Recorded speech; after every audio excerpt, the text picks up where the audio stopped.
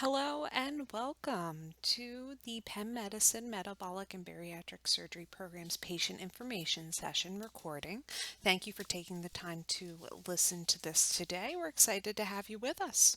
My name is Colleen Tewksbury. I am the Bariatric Program Manager and also a dietitian by training and conduct research within the program. So we're happy to have you here and hoping that you'll be able to get lots of good and helpful information from this session. We are going to go over a lot during this recording. The goal of this time period is not for you to memorize every single thing I review. It's really to give you an idea of what you can expect if you were to choose to seek bariatric surgery or weight loss surgery as your treatment option, as your treatment choice for severe obesity. It is not for you to know every single part of this process. It's really just to give you an idea of what you can expect if you were to come into our office and start this process. Uh, we will go over each and every step generally as you come through. If you decide that this is the best choice for you, we will repeat each of these items multiple times throughout the process. This is really just to give you an introduction as to what you can expect and for you to decide whether or not this is the best option for you.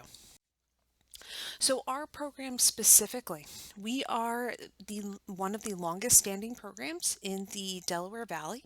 We have more than 20 years of experience in performing bariatric surgery, and we perform about 850 procedures every year. Now, we don't say that as a woohoo, look at us, we're a high volume center. We actually throw out that number because studies have shown the higher the volume, the more cases, the more surgeries an institution performs each year, the lower the rates of complications. And that actually holds true for our center as well. It makes sense. If you go to a center where this is what they do day in and day out, and you're seeing subspecialty clinicians, you would expect to have lower rates of complications. And that's exactly what we end up seeing in our program and what we try to offer. We have multiple awards and certifications and accreditations. Our staff is specialized. Everyone from the surgeon themselves, including the dietitians, the nurses, nurse practitioners. We have certified bariatric nurses. Our dietitians have advanced training in obesity treatment and weight management through the Commission on Dietetic Registration. And even our psychologists are bariatric surgery specific from the Center for Weight and Eating Disorders. So we provide specialized care for anyone seeking bariatric surgery.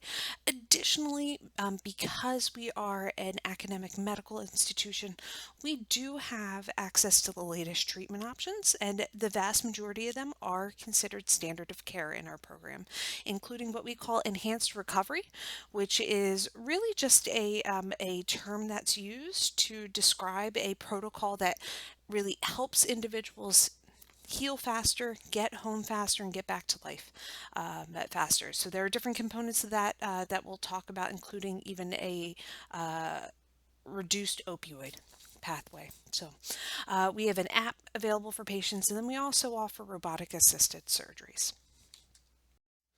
So now I'm going to briefly just review each of our hospitals, the physicians that operate at those hospitals, and where those physicians see patients for outpatient visits. So we'll start off with the hospital of the University of Pennsylvania. That is the hospital at 3400 Spruce Street at 34th and Spruce in University City. We have 3 surgeons who operate at that location. Dr. Noel Williams off to the far left, Dr. Stephen Raper in the middle, and then we also have Dr. Chris Dumont off to the right. So all 3 of these physicians operate at the Hospital University of Pennsylvania, and they see patients at the Perlman Center for Advanced Medicine, which is the outpatient center located across the street from the hospital at 3400 Civic Center Boulevard. Now, Dr. Williams and also Dr. Dumont also see patients at our Valley Forge office, which is located right off of 202 in Berwyn. Next, we have Dr. Gary Corris he operates at the Penn Presbyterian Medical Center that is at 39th and Market in West Philadelphia. He sees patients at the Penn Medicine University City Building at 3737 Market. Then down at Pennsylvania Hospital. So Pennsylvania Hospital is located at 800 Spruce Street. We have 4 surgeons operating out of that hospital. We have Dr. David Wernsing, who is on the upper left-hand side of the photo, Dr. Matt Kirkland, who is on the lower left-hand side of the photo, Dr. Alan Shurik, who is on the upper right-hand side, and then Dr. Ian Soriano on the lower right-hand side. All 4 of these physicians see patients at our Penn Medicine Washington Square location, which is on the 20th floor of the 800 Walnut building. So it is the Penn Medicine building at 8th and Walnut in Washington Square. Dr. Shurik also sees patients in Cherry Hill at the new Cherry Hill building, and Dr. Soriano sees patients at Penn Medicine Mayfair, located at Cotman and the Boulevard in Northeast Philadelphia. So it may seem overly simple, but it is very important that we are all on the same page when we discuss what is obesity. How do we diagnose it? Before we start talking about how do we actually treat it. So this is how we diagnose obesity. It is not random. So we use a measure called BMI, or body mass index, kilograms per meter square. It's a ratio between your weight and your height. And it is not as if that is just a random number and we decided to round off by fives for that BMI being associated with different diagnoses. This is actually a graph from one of the initial foundational studies defining where those diagnoses fall for healthy weight, having overweight, obesity, or severe obesity.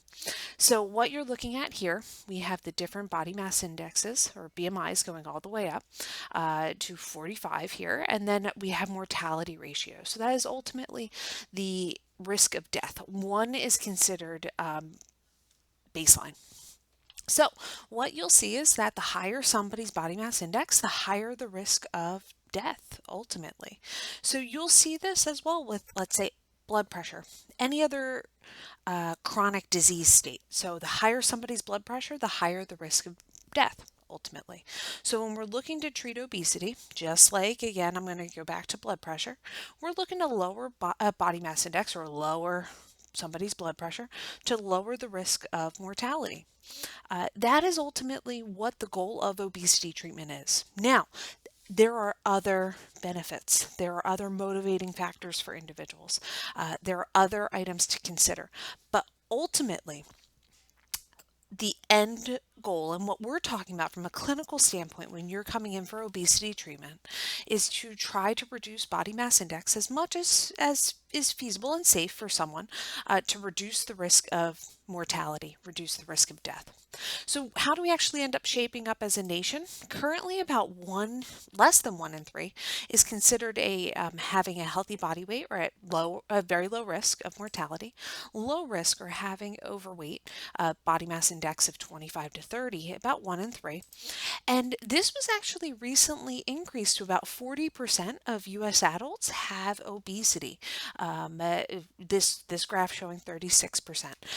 We are actually on the trajectory that if we continue with the trends that we've been seeing over the last decade or so, by 2030, more than half of all U.S. adults will have obesity. So we need good treatment options.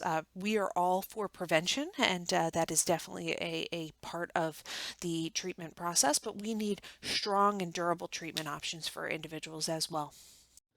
So this is just a diagram ultimately showing that just about every organ system is negatively impacted by carrying excess weight. So that includes the lungs, liver, heart, right? All that additional weight can cause a lot of stress and increase the risk of developing other diseases. One that many individuals don't often think about is cancer. So, the strongest risk factor for someone developing cancer in their lifetime is smoking status and whether or not they're a tobacco user. But the second strongest risk factor is actually someone's weight status. It's not something we often talk about, but especially when it comes to breast cancer, colon cancer, ovarian cancer, these someone's weight status actually is a very strong predictor and a concern for developing those cancers over their lifetime. Now, this is something that we don't want you to try and read. That's not the point of this. This is meant to be visually overwhelming. This is the obesity system influence diagram.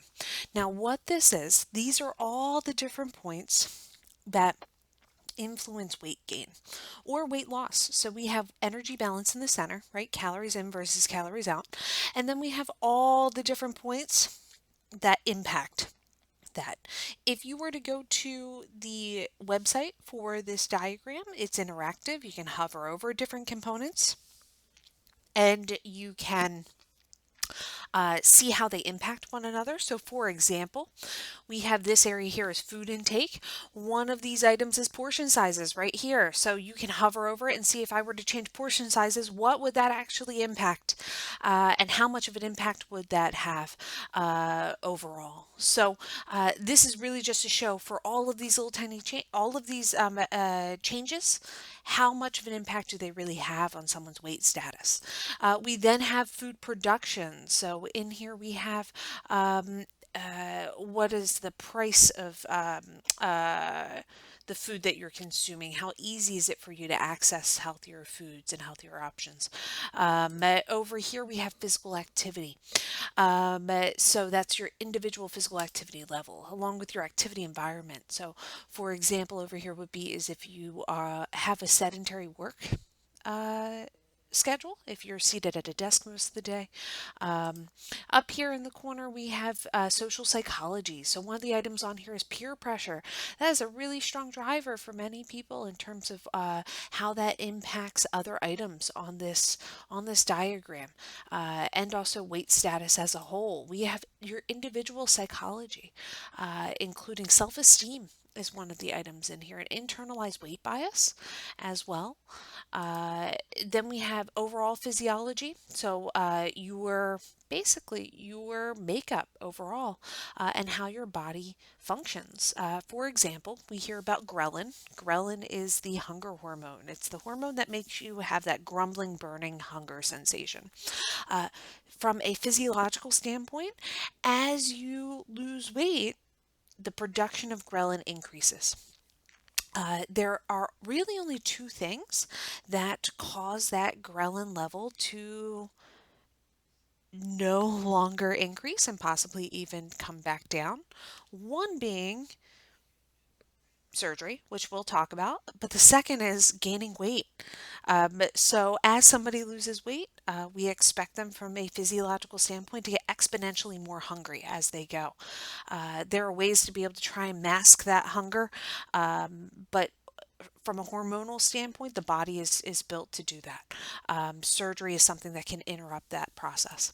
Then we have someone's individual physiology, ultimately looking at genetics. The strongest risk factor for someone developing obesity once they get into adulthood is actually what was their mom's weight status at the time that they were pregnant with them and then also throughout their lifetime. How much of that is genetically driven versus learned behavior, we can measure to an extent. We expect that to be about 30 to 70% of somebody's weight status. So it's not determinative. It doesn't mean that if someone's mother has overweight or if someone's mother has a healthy weight, they're automatically going to have the same weight status, but it's a really strong predictor and influencer of what someone's weight status will be when they're older. So, all of this to say, weight gain and weight loss is not as simple as how much you eat or what you eat and how much you're moving. It is much more complex than that. So, the development of obesity is extremely complex. We need to have just as complex, if not more so, a complex of a treatment option available to really be able to make an impact. So, how do we actually treat obesity? This is one table that summarizes probably a 800-page textbook that we give students on how we treat obesity and weight as a whole. So across the top, right, each column is a body mass index or BMI category. On the left hand side for the three rows, we have the three different options or buckets that we can pull from for treatment. There are different variations for each of these groups, but they all funnel up to one of these three. So first being diet, exercise, and behavior therapy. So what do we mean by that? That is not just seeing a dietitian once a month. That is actually very specific and intensive. So the gold standard is seeing a dietitian or a behavior change specialist in some circumstances, depending on the treatment option that you're looking at, for once a week for 4 weeks, and then once every 2 weeks for the following 5 months, and from there once a month. It typically ends up being 14 times initially. Most individuals do not receive this level of treatment because most insurances do not cover it. But that is considered the gold standard of diet, exercise, and behavior therapy. We also call it intensive behavioral therapy. Similar to if you were to see someone for mental health care treatment, we wouldn't expect to have great outcomes if you only saw them once a month. Similarly, for if you were to look at diet, exercise, and behavior treatment. So the more intense, the better the outcomes. We expect someone with that treatment option to lose about 5 to 7% of their total body weight.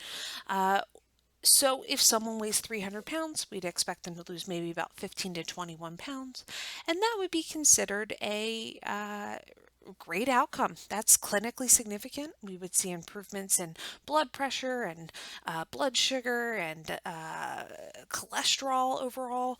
But for most individuals who are seeking weight loss treatment, that is not enough weight loss for them. That is not what they're looking for, and it's also not enough to really bring down BMI significantly for someone with a body mass index of 27 or higher with a weight-related condition, or if they have a BMI of 30 or higher. That's just not enough weight loss. We wouldn't expect diet, exercise, and behavior therapy to be able to provide more than that.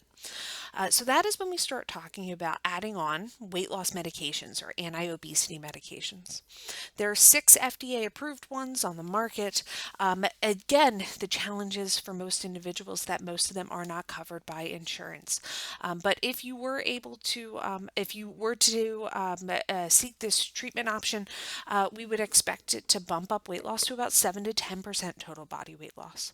So that would be more like 21 to 30 pounds for someone who weighs 300 pounds. Again, if someone weighs 300 pounds or if they have a body mass index of 35 or higher, that means statistically or mathematically they have at least 100 pounds to lose to really bring down their body mass index of excess weight. So 7 to 10% total body weight loss is not enough for those individuals in most circumstances. Many people are looking to lose more weight than that. That is when we start talking about surgery. So surgery, depending on the surgery treatment and also the individual, typically provides anywhere from about 1/5 or to 1/3 of someone's weight loss, total body weight loss. And is significant and durable. We expect it to have durable weight losses for an extended period of time and be able to really provide robust treatment for individuals. So that is recommended for surgery is recommended for individuals with a BMI of 35 or higher with a weight-related condition or a BMI of 40 or higher. Now, many times, and I'm a dietitian, we hear this, diet and exercise, that's where it's at. That is the foundation of everything that we do. But for someone who has a higher BMI, it's just frankly not enough, right? It only impacts certain parts of that diagram, of that map that I just showed you. We only expect it to provide so much. So one study out of the UK actually found that the likelihood of an individual with a body mass index of 35 or higher getting to a body mass index of 25 or below is potentially as little as 1 in 1,300. So the idea of diet and exercise, you can do it, is not only not effective treatment. It's borderline unethical to tell someone that that's the best option for them when we know that there are safe and effective treatment options available for people. Now, the challenge out of that is that when it comes to surgery, only about 1% of those that are eligible actually receive surgical treatment. Same thing for the anti-obesity medications, the weight loss medications. Only about 1% of those that are eligible actually end up receiving them. So there are a lot of misconceptions around both treatment options. We're going to go through them and hopefully be able to clear them up and answer a few questions for you as we go through today. So, who's a candidate for surgery? This is primarily dictated by insurance if you're going through insurance, but overall general guidelines are if someone has a body mass index of at least 40, or if they have a body mass index of at least 35 with a weight related condition like sleep apnea, diabetes, hypertension. Um, most insurance companies require medically supervised weight loss prior to surgery. We will talk about that. We consider that we call that medical weight management in our program, and I'll talk a little bit more about that in a little bit.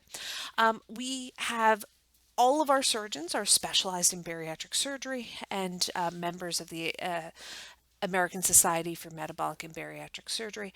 They have to be dedicated and experienced in bariatric surgery per insurance guidelines. We have that in spades here.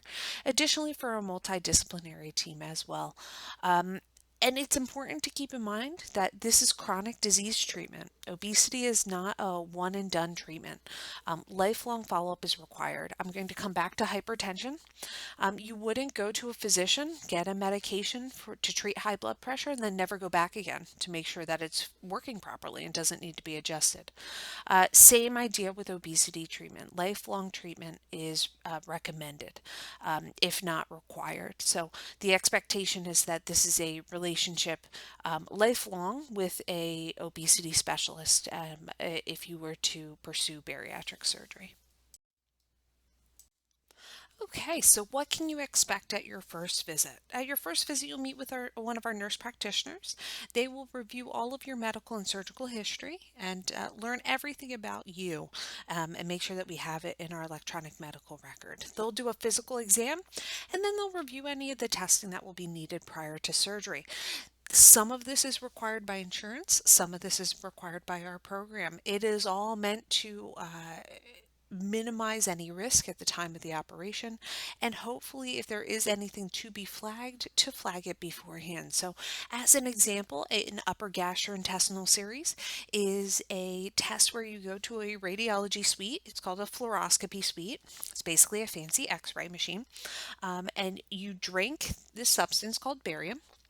And then the radiologist will take a series of quick x-rays, quick pictures as you drink that barium. And what we can actually see is if there's any abnormalities in your stomach that we need to address. The last thing we want is finding those when you are in the middle of an operation. So even though your insurance may not require this test, this is something that we want, that we require as a program to make sure that we are flagging as much as possible and making sure that we are reducing risk as much as possible to ensure you have a safe operation.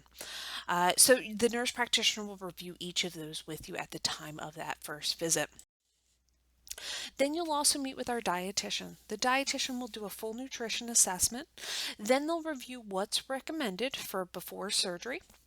They'll review what your insurance requires in terms of what we call medical weight management. For timeline, it could be anywhere from 3 to 6 months of this preoperative counseling period. They will also review the requirements for support group attendance and then talk to you about our psychological consultation. For that, there's a $275 fee due at the time of that psychological consult that not all insurance plans cover. And so the dietitian will review whether or not you will be responsible for that. Most psychological consultations are not until at least 2 to 3 months into the process, so it will not be right out of the gate if you are responsible for that fee. And it is important to keep in mind if you go to certain locations, specifically our suburban locations, some of the equipment does have a 500-pound weight restriction. So if that is a concern for you, please call us so that we can coordinate your visit beforehand, and make sure that the equipment is available and we are able to best coordinate your visit ahead of time, or have you come for your visit at a different location to best accommodate you. Then at that first visit, you'll also meet with the surgeon. You'll talk about your surgical options. If you are both in agreement, and you both decide that it is appropriate to sign consents at that time, you will sign a consent at that time period. But then you will meet with either our front desk or one of our administrative assistants to schedule testing and your medical weight management visits. We'll provide you with our direct contact information, all of our direct phone numbers for both scheduling and also clinical questions. After that first visit begins medical weight management. So, that medical weight management is a series of monthly visits, anywhere from 2 to 6, depending on your insurance, with a nurse practitioner and a dietitian. You see both clinicians at each visit. The whole point of this time, it's a period of preparation. It's your time to start to practice some of the changes for that will be coming with surgery, attend support group, and also complete the testing that is required prior to surgery. Now, it's important to keep in mind that just because someone meets the minimum number of visits or minimum amount of time that their insurance requires does not mean that we are automatically going to go forward with surgery if it is not safe to do so. So, as an example, during this time period, we have individuals get blood work done, including a hemoglobin A1C. Hemoglobin A1C is, if you aren't familiar with the test, it is a measure of someone's average blood sugar for about the last 3 months. If someone has a very high hemoglobin A1C, let's say of like 12 or 13, if you have heard of non-healing diabetic wounds, that also pertains to surgical wounds. If someone has a hemoglobin A1C that high, the risk of them not healing properly after surgery is very high. So if someone's blood work comes back that high, and that they are done with their insurance requirements, we will still work with them to get that hemoglobin A1C brought down before we will proceed with surgery. It does not happen often that we extend medical weight management. It is very rare, but in the cases that we do recommend it, it is because it is for safety. We will be very transparent, but it is important to keep in mind that if there are any concerns over whether or not it is safe to proceed, we will communicate that with you and do everything that we can to make your operation and your experience as safe as possible. Now, we will not schedule surgery until all of these components are done, all of your testing and your visits are completed. For that exact reason, if you were to have your blood work done at your last visit and then it comes back that we need additional testing done, we don't want to have you have a surgery date and then have to take it away. That's not a great experience for anyone. And we do not have far turnaround times for scheduling out surgery. So it is not a concern as if someone were to complete medical weight management and then it's a 6 month wait to be able to actually have the operation. So overall, things move pretty quickly. But something to keep in mind, we will not talk about surgery date until all of your testing and medical weight management is complete. During medical weight management, one of the things that we'll talk about is substance use. So first one will be NSAIDs. So these are common medications that you'll see over the counter. It's a whole class of medications like ibuprofen, aspirin, and then also some of the anti-inflammatory items that you'll have as prescription items like naproxen. Uh, Even Pepto-Bismol has an NSAID in it as well.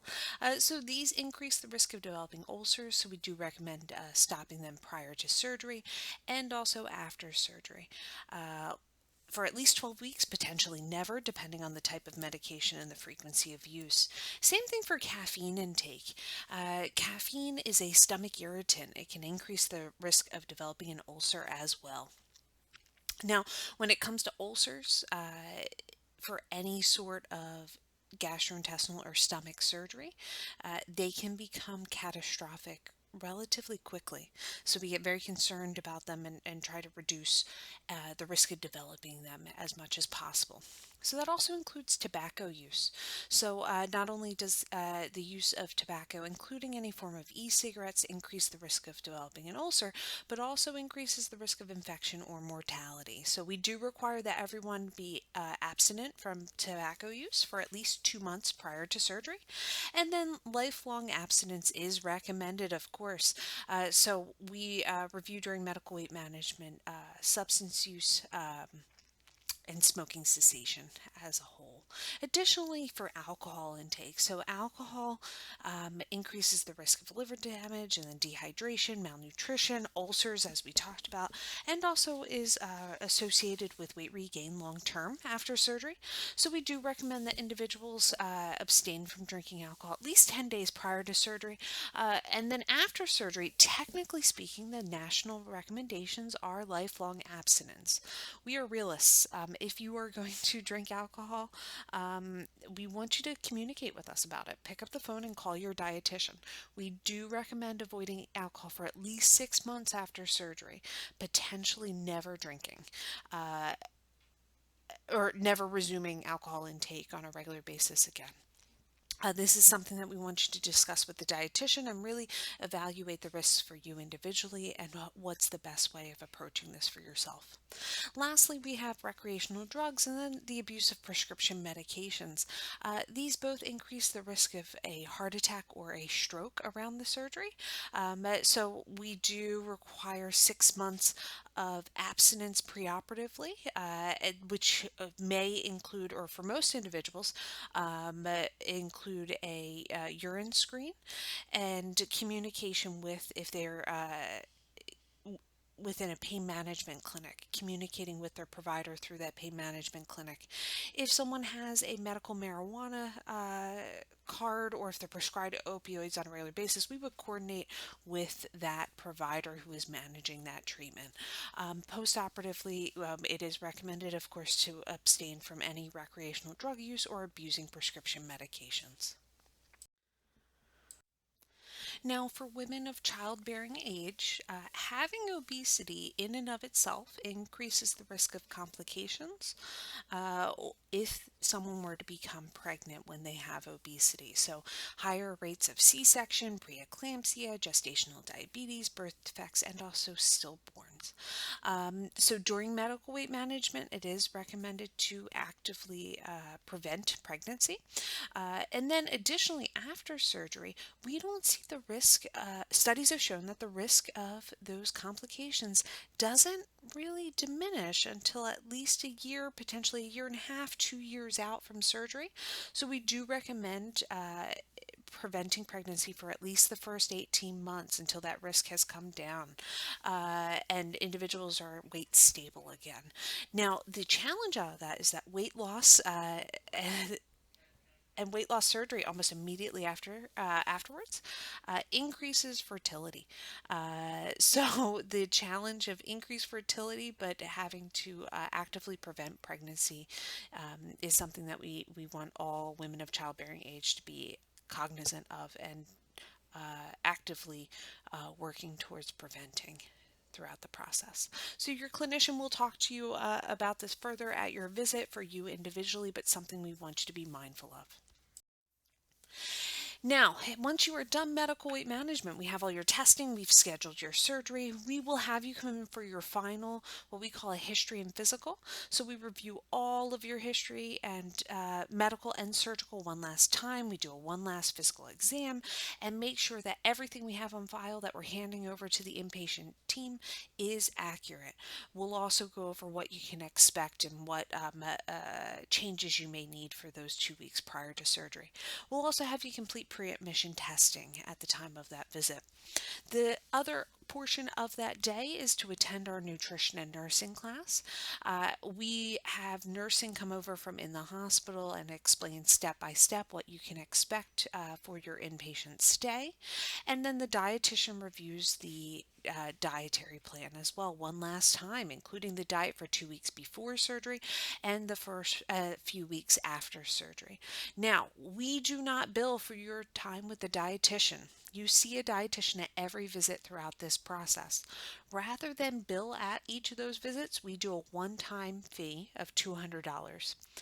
This is due at the time of the nutrition and nursing class. This isn't a fee for that class. It's really your general nutrition fee covering you to see a dietitian at all your visits.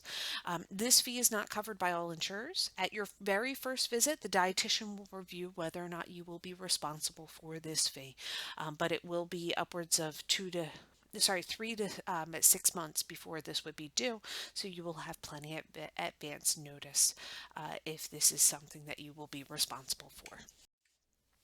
Now, surgery itself. Surgery is really broken down into two different types: malabsorptive and restrictive, or restrictive.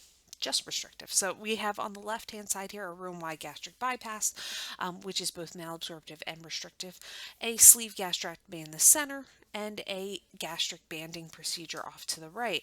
Gastric banding is very rarely performed at this point. If that is something you're interested in, we can have you speak to a surgeon about, but there are very few people who would be considered a candidate for this procedure at this point. First, we'll review a Roux-en-Y gastric bypass. So how this is performed: your surgeon creates a small egg-sized, and we mean egg-sized, pouch at the top of the stomach. They disconnect the intestines about a third of the way down, connect it at the top, and then connect it further along down the intestines as well. So instead of food going down the throat, down the esophagus, into the stomach, and then into the intestines, it goes down into this little egg-sized pouch that holds about 1 to 2 ounces in the beginning, and then through this connection point here, what we call the Roux limb, and digestion for most foods does not begin until it hits this point here, what we call the Y junction. So when you see Roux-en-Y gastric bypass, Roux is this technique, and Y, it looks like a Y, right? Gastric stomach bypass. We're bypassing the majority of the stomach. So how it is malabsorptive: no food or any intake touches the stomach or this first part of the intestine, so there's some malabsorption, about 10% of what someone takes in.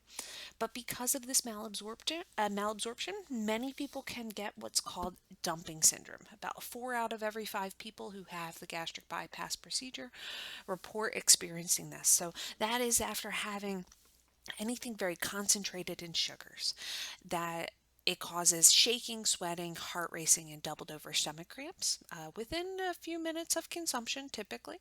It's really a blood sugar spike and then crash, simply put. So for many people, this can be a strong deterrent. If you know that if you have something high in sugar, it will make you feel ill. Let's say like cakes, cookies, candy, soda, juice.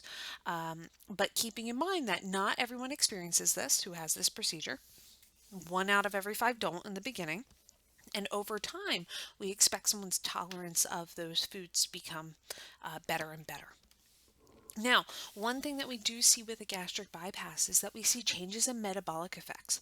We actually see in most individuals that ghrelin, that hunger hormone, production of that hormone goes down after surgery. So someone's body is not screaming at them that they're hungry in the beginning for most individuals. But on the flip side, we also see a reduction in satiety hormones. So most people don't feel extreme hunger, but they also don't feel extreme satisfaction from a hormonal standpoint in the beginning. Over time, both those hormonal systems re-regulate, and there is some level of hunger and satiety, but we don't expect it to get to the same level for most individuals that it was prior to surgery. So something to keep in mind. Then we have the vertical sleeve gastrectomy. So, how this is performed, your surgeon would remove about 7/8 of the stomach. So, vertical, right? It's vertical. Sleeve, you're left with what almost looks like a shirt sleeve. It's a tube. Gas stomachectomy, removing it from the body. So, once this is done, it's done. The majority of the stomach is removed from the body, and you're left with a sleeve or a tube that will hold about 2 to 3 ounces, so slightly more in the beginning. You're not bypassing anything, so there's limited malabsorption. We don't expect someone to experience dumping syndrome, but the stomach does help with breaking down certain vitamins and minerals and helping your body absorb them. So there is limited but some concern for vitamin and mineral malnourishment. That is something to keep in mind with this operation. But we do see similar changes in hunger and satiety. So, again, a diminishment of that hunger hormone ghrelin, but also a lowering of satiety hormones in the beginning. So, the benefit, but something that we want individuals to be aware of, that both sides of that coin occur typically for most individuals after surgery. Now, laparoscopic surgery. What is laparoscopic surgery?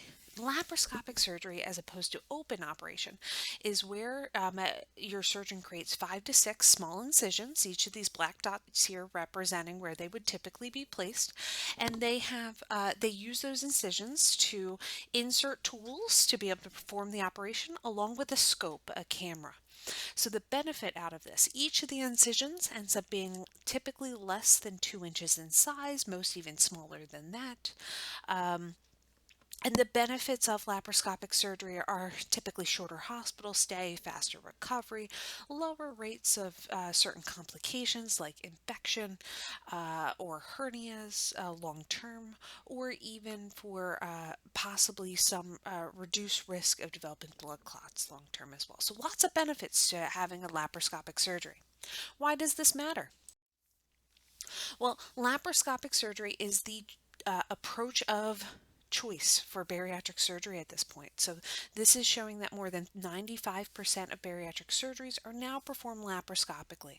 And why does this matter for you? Reason being, if you were to talk to someone who had bariatric surgery, let's say 15, 20 years ago, there's the possibility that they had a very different experience than you likely would.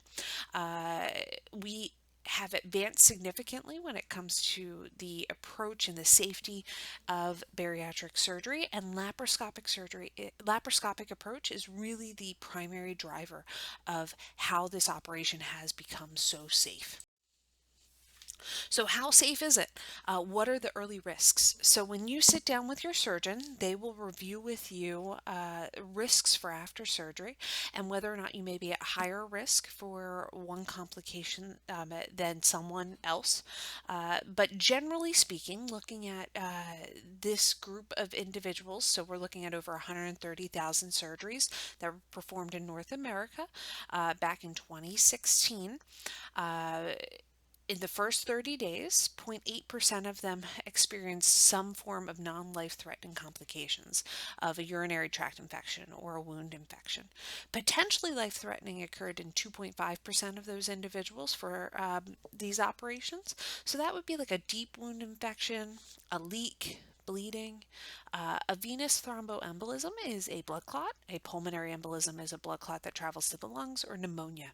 So these are all things that can be treated, but need to be treated early. If not, could be potentially life-threatening.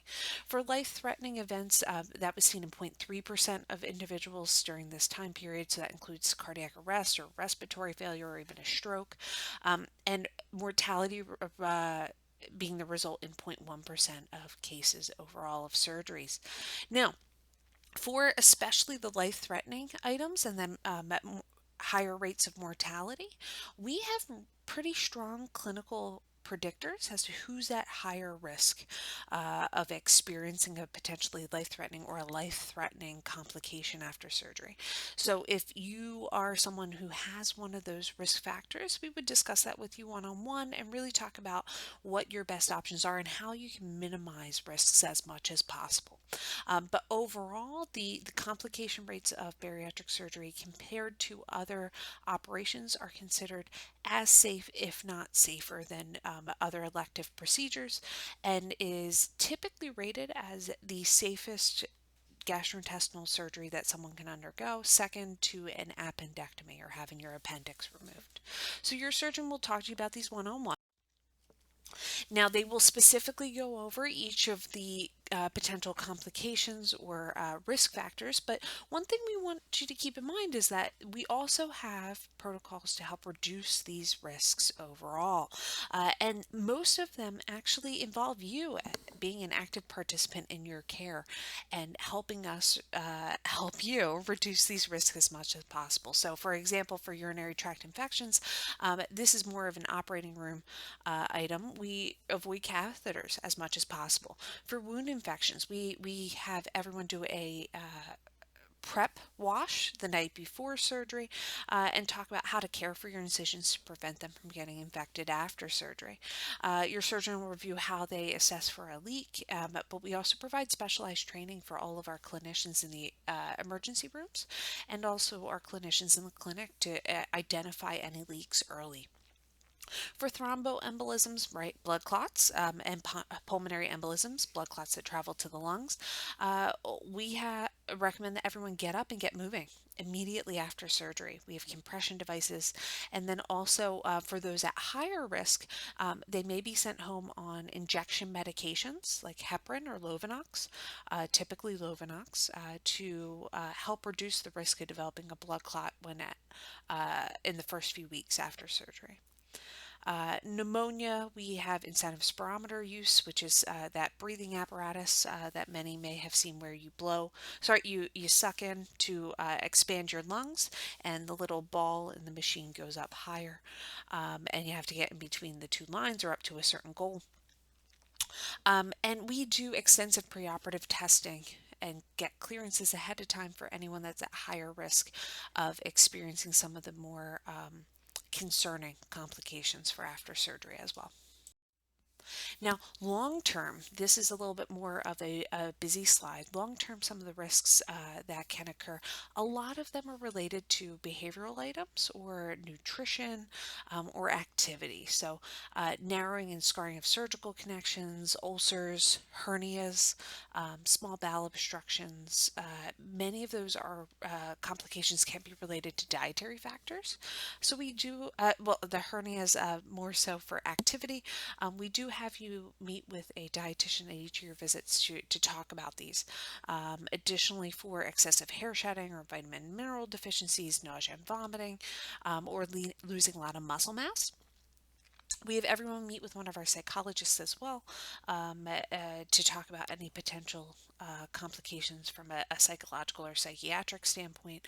But one thing that I do want to point out that the surgeon will also talk about is that anyone that has experiences weight loss is at risk of developing gallstones, regardless of the method of losing weight. So that's something to keep in mind long term as well.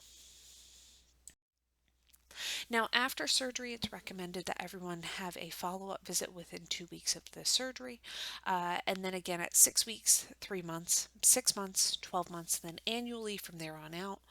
After about 2 weeks, possibly at 6 weeks, if someone does not have any surgical concerns, we will have them just meet with our nurse practitioner who specializes in bariatric surgery and then our dietitian. If you don't have any surgical concerns, we won't have you meet with the surgeon. We'll have you meet with a subspecialist for long term obesity treatment and follow up.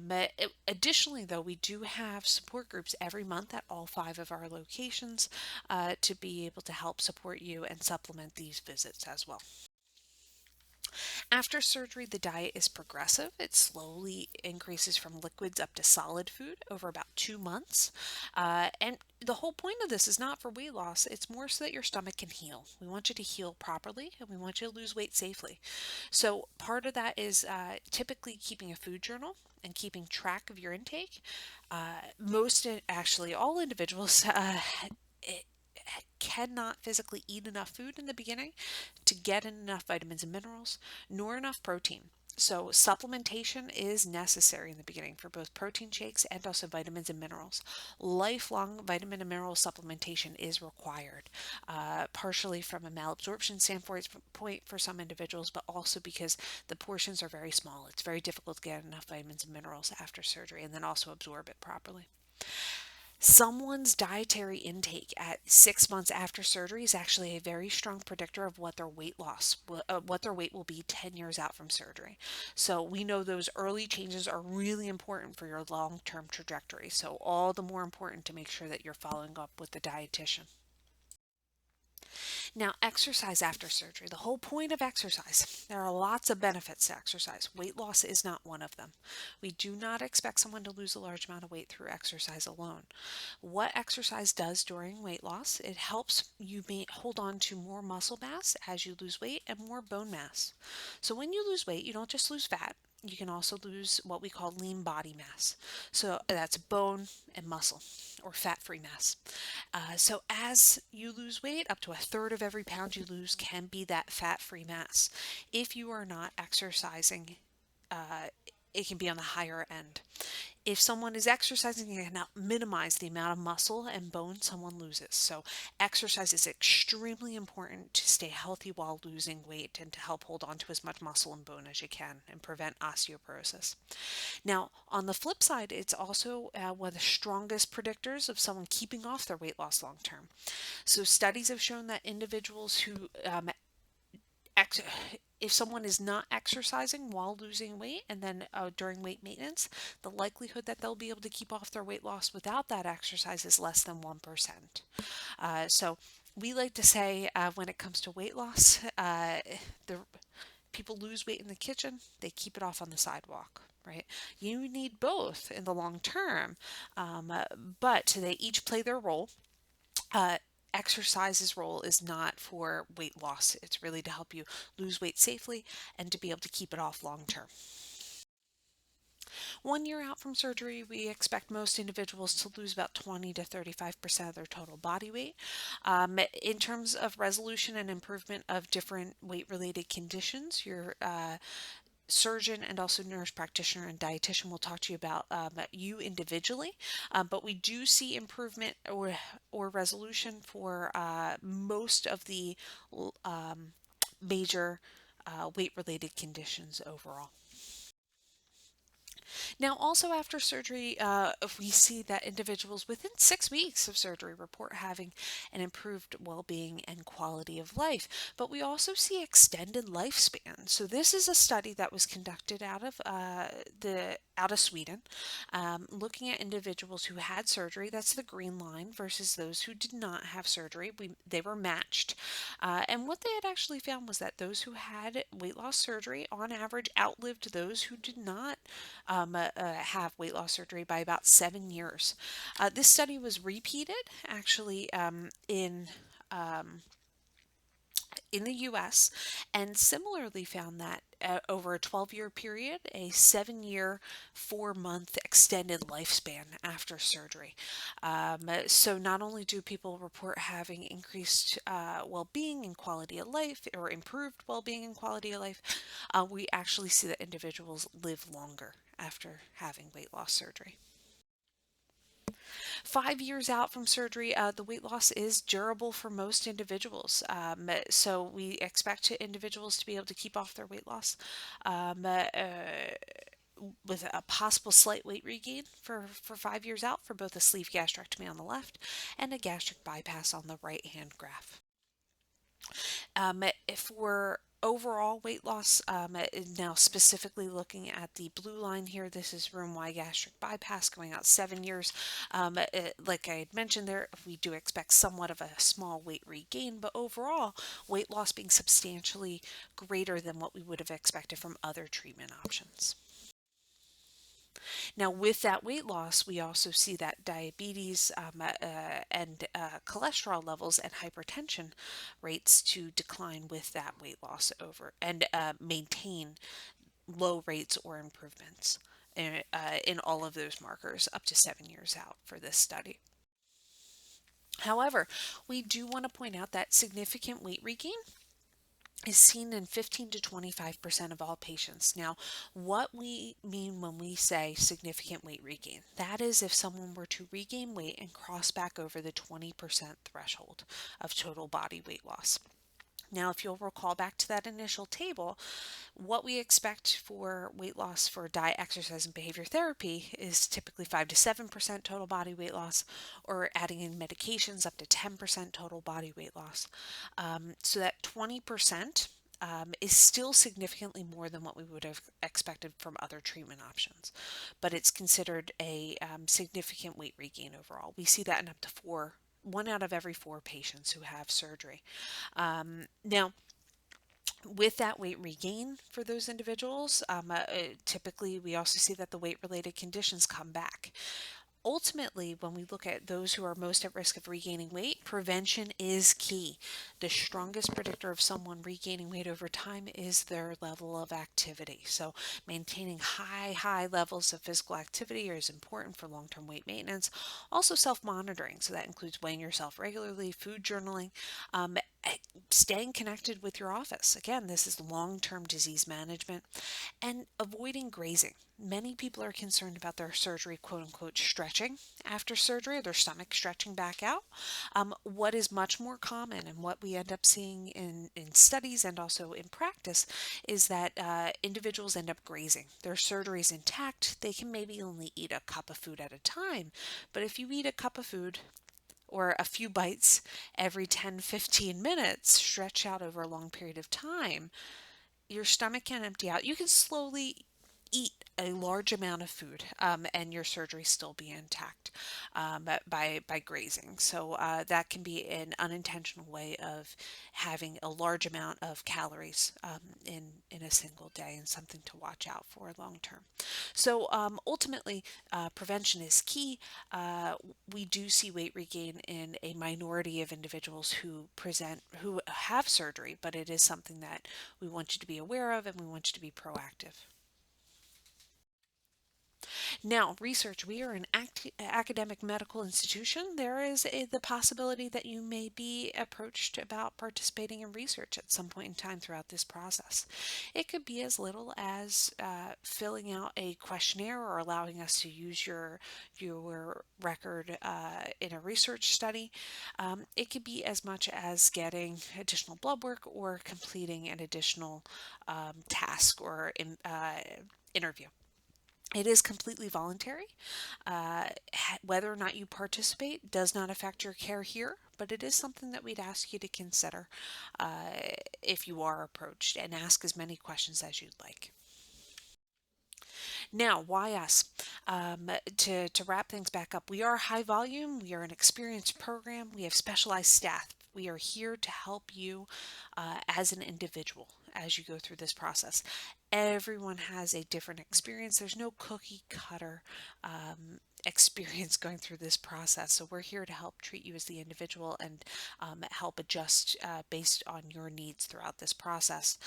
But something to keep in mind is that we do specialize specifically in treating high risk cases, and we are the center that other programs send patients to when things aren't going well.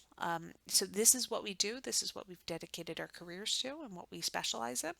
And you get to benefit from that. So like I had mentioned, you get the individual attention from all of our clinicians to really help support you throughout your treatment process. Now, because we are at an academic medical institution, we have access to the latest treatment options that before they are available elsewhere. And some examples listed in here. Our most recent initiative is reducing opioid use before and after surgery, and potentially working towards almost limited to no opioid use throughout the process of surgery. So lots of exciting things happening, and you get to benefit from that if you decide to seek treatment here in our center. So, your next steps. First thing is that you want to make sure that you know whether or not you have bariatric surgery coverage. For that initial visit, if you need a referral, making sure that you have one. If you have not done so yet, calling and making an appointment with our main access center at 215 615 7500. If you attempt to make an appointment through the My Penn Medicine portal, high likelihood it will instruct you to call us since you were doing the online link version of this information session. Uh, Now, for that first visit, we want you to be prepared that it is a lengthy appointment. It could be up to 2 to 3 hours long. Now, reason being, you are meeting with multiple clinicians. You have your nurse practitioner, dietitian, surgeon, and then you're also setting up all your next step items at that appointment. So we know how challenging it can be to get to a Penn medicine facility. So we like to try and accommodate individuals for that first visit to make it as efficient and effective as possible, but that also can lead to a longer appointment because we're combining different components into one visit while you are in our facility. So please be prepared for that and plan ahead for it, and potentially bring a support person with you as well if you feel as though that would be helpful. Otherwise, if you have a question about next steps or any additional information that you may need, you can always call our main line 215 615 7500 and ask to speak with one of our coordinators, and we'll be able to help you from there. Thank you for your time, and please feel free to reach out if you have any additional questions. Otherwise, we hope to see you in our offices soon.